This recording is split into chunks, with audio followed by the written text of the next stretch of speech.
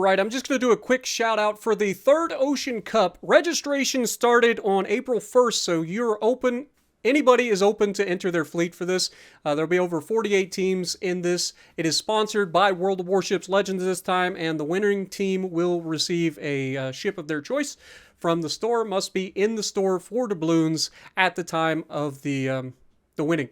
Now, with all of that being said, I will leave a link to the European Fleet Network's Discord server, so that if you guys are interested in joining these competitive games, that you can jump in and enter your fleet and be a part of the competitive scene of World of Warships Legends. Hello everybody and welcome back to World of Warships Legends. My name is Spartan Elite 43 and tonight we are back in the best ship from this update so far. And that is the Shimanto. So, without further ado, let's get straight into this. But before we do, make sure you punch that like button and subscribe if you're not already. And leave a comment down below to help boost the algorithm for me. I appreciate you guys. We're coming off of a really rough month. I already told you guys that. So this month, I'm going to be trying to push pretty hard to try to get everything going back in the right direction. We already passed 51,000 subscribers, so you guys have been doing great. We just got to get the views up. Got to get that algorithm boosted. So let me know what you guys want to see. If there's anything in particular, leave it down in the comments below. I will try to get some videos for you guys that you guys are interested in, please. And with that being said, we are going to be on Shattered, and we spawned on the right side, and we're actually top tier, which is fun. We're going to drop some torpedoes into the gap here. One of the things that I like about this ship is that, yes, it has turning torpedoes, but it also has a very narrow spread at range. It's triple tube, so the like spread at range isn't as bad.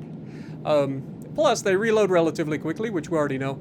But we're going to push over towards the right. I want to be careful initially. There are a lot of destroyers in this, which isn't terrible for us. We can absolutely clobber destroyers, no problem.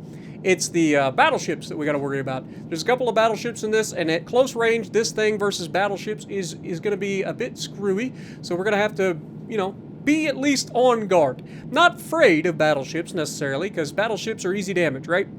But you gotta be careful, because at any moment, one of those battleships can catch you off guard and send you to the Shadow Realm, which is not, I think we can all agree, ideal. But as we move out towards the flank, we do have a spotter in front of us, which is good. As long as they can let us know what's out there, we can try to utilize the island cover. Now, our Moss has already killed their Lay Terrible, which is also amazing. Anytime that it's the destroyer on the enemy team that gets torpedoed at the beginning of the match, it's always better, right? That's just how it works. But you can see our destroyer spots a Yunizuna all the way in the back of the map. Like, dude has not even moved. So I'm like, okay, well, if he's the only thing here, other than maybe a potential destroyer, then it's time for us to move in and do our job. Now, there is a destroyer in the middle. It is the Z-23. We're going to try to get some shots out on him. Again, auto-aiming here just because he's slowing down. He's trying to get in a smoke screen. It looks like he should be able to land some shells, potentially. And no, unfortunately, he sped up, I think, and gets out of the way. But we're going to go ahead and try to cover our butt here and throw some torpedoes into that gap. This is what we call area denial. When you have these kind of torpedoes that you can just launch like this, it does come in real handy. Now, we have the edge of the map here, or the edge of the island that allows us to potentially stay hidden, and we don't get spotted, which means that ZZ is still in his smoke screen. Now, I make a goofy error here and beach on the island as we're trying to go by it. Oh, I lied. I'm too good for that. I can't beach on the island. What are you talking about? Yudachi comes out. He is toe-to-toe with our, I think it's a Summers that's here, but yeah, between that destroyer and us, this Yudachi has no chance. Right? Like, we didn't do much damage to him, but we got a little bit of damage. The enemy destroyer, or the friendly destroyer, puts a hit on him. He goes down. That's one down. And there's the Bliskavika coming through to show that what his friend can't do, he can do better. So we're going to show him how wrong he is, because he is even closer. And we are just stacking penetrations of HE that are just absolutely devastating on this Blizzy. Like, he has no chance whatsoever. He may be the Polish Lightning, but we're going to show him the Thunder as we take all of his hit points and set another fire. This guy is donezo. And then just to make it fun, the Gneisenau is like, yeah, I'll shoot some HE at a cruiser. Because reasons, I guess. We're going to shoot some HE back at him and see whose HE is more effective. So, as we land and get pins on everything. And remember, this guy actually took torpedoes as well. So he's lost a lot of hit points. Our battleship behind us can also help with this guy, but we're not real worried about it. Now, one of the best things about this cruiser is it's got insane fast turning turrets, and they're all 360 degrees, which means they're always where you need them when you need them. So you can be as shifty as you want in this thing and dodge a lot of potential damage, especially if the enemy is going to shoot a bunch of HE out of a Gneisenau at you, and you just make them all look stupid because it's a Gneisenau. Do I need to say more?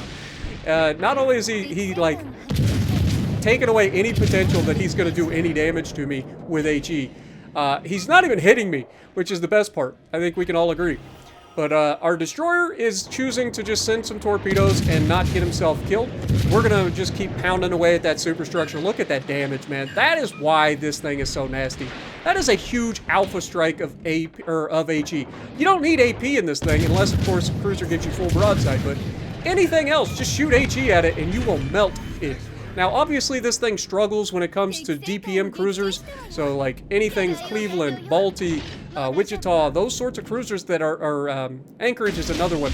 Though Anchorages tend to go full broadside and make it a little bit easier. But any of those, Mines is another one. Any of those high DPM cruisers like that are going to tear you apart because you just don't have the reload. You do have the alpha strike potential, so if you can catch them broadside and get a good AP salvo into them, you can tear them up.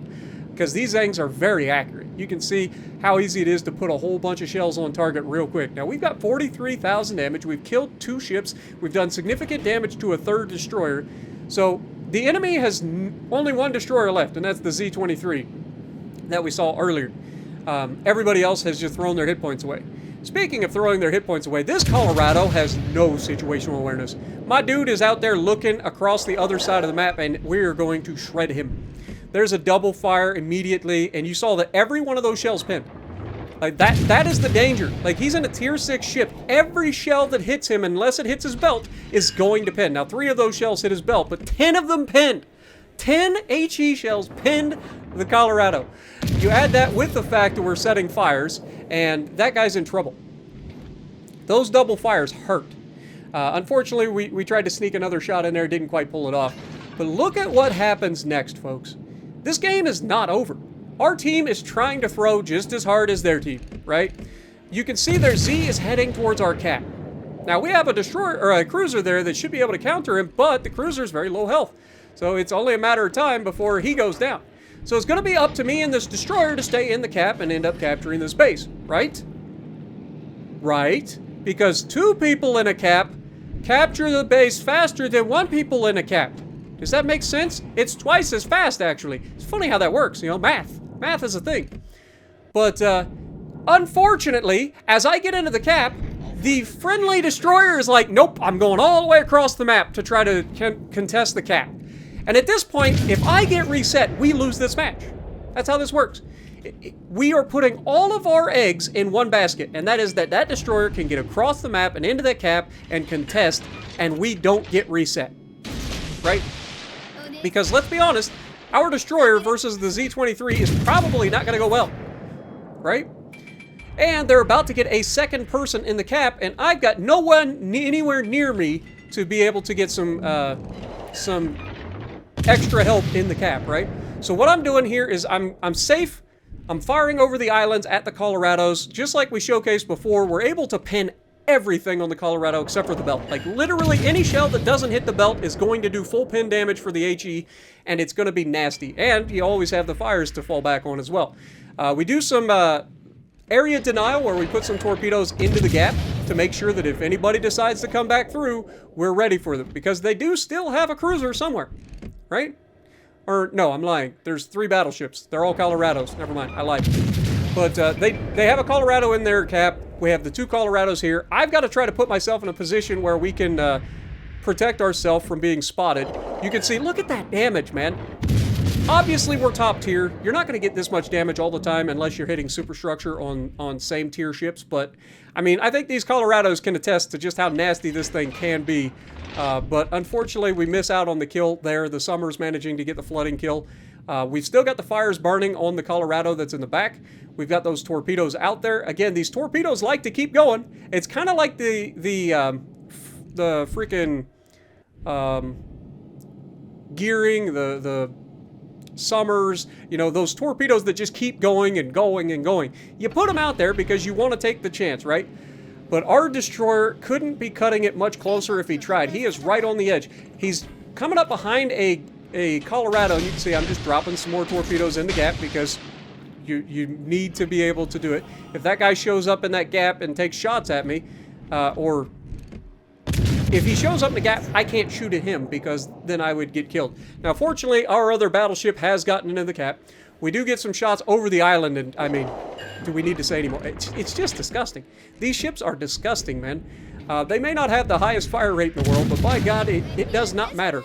But fortunately, our destroyer gets into the enemy cap, contests it, and we are able to come away with the clutch kill, or clutch win, with 129,000 damage done, 10 fires, and top of the leaderboard with 2,700 base XP. So shout out to the Summers, though I think you made the wrong choice. If you'd have just stayed in the cap, it wouldn't have been that close. But let me know what you guys think down in the comments below. Do you agree that this is the best ship from this update? I think it is. But you guys let me know down in the comments below. And if you like what I'm doing, punch the like button. Leave a comment below. Subscribe to the channel if you haven't already. And as always, I will see you in the next video.